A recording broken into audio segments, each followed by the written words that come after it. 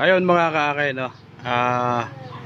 Ayan, dito ulit tayo sa Mandili, sa San Miguel, Bulacan. Kung saan nakita natin yung kalagayan ni Bricks, no? Nag-seizure siya ng June. Tapos ilang months lang ganyan na siya. At ayon sa MRI at sa findings ng doktor, siya daw ay may SSP o brain virus, no? At ang kanyang kapatid naman nagkaroon din ng brain tumor noong nakaraan at siya ay sumakabilang buhay na. Masakit pa nito mga idol, no? Kinuhanan sila ng video ng 1PH. Kilalang ano to, kilala to ng, pero pinalabas lang sila pero walang kahit piso walang ibinigay mga kanina. Nakakalungkot sa mga social media platform, no, na napakinabangan nila.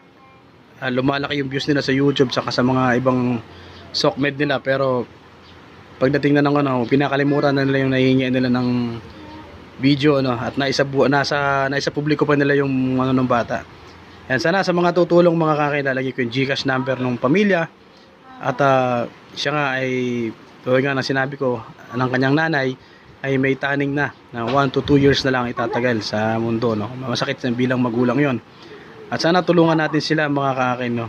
Sa mga magbibigay ng tulong, lalagay ko yung GCash number at para madiretso na yung naibigay sa magulang. Yun lang po, maraming salamat.